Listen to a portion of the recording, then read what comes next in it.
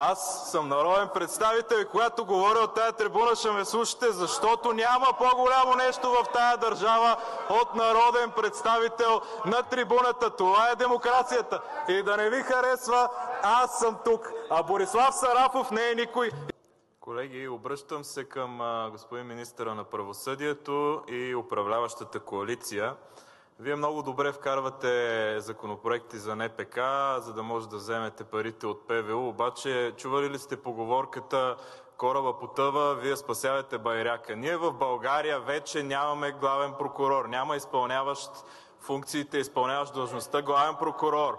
Върховният касационен съд с две свои разпореждания казва, че Борислав Сарафов е нелегитимен. Той няма право да възобновява наказателни дела. Стигнахме до там, че сме поставени в ситуация в нашата държава да няма лице, което да има право да възобновява наказателни дела. Това дори министъра ще ви каже е много важна функция възобновяването на тези дела. Всъщност ще се окаже, че всички действия на Борислав Сарафов са незаконосъобразни. Той не е легитимиран. Може да се окаже, че искането на имунитетите, които тук се вкарват всяка седмица, са незаконосъобразни. Защото кой е лицето Борислав Сарафов, след като Върховният касационен съд ви каза в очите, че той не е изпълняващ функциите главен прокурор?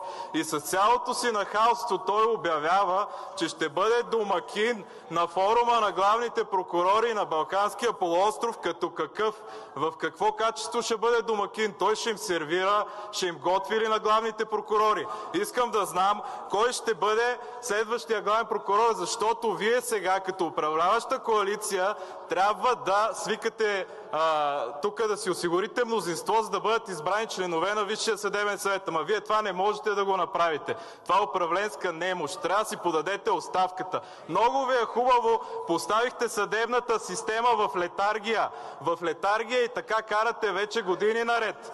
Борислав Сарафов вече не може да му намерите и заместник на заместника. Пеевски загуби своя главен прокурор заедно с Борисов. Аз съм народен представител и когато говоря от тая трибуна ще ме слушате, защото няма по-голямо нещо в тая държава от народен представител на трибуната. Това е демокрацията. И да не ви харесва, аз съм тук, а Борислав Сарафов не е никой. И това ви го каза Върховният касационен съд. Призовавам господин министъра на правосъдието, като председателстващ Висшия съдебен съвет, да предприеме някакви действия.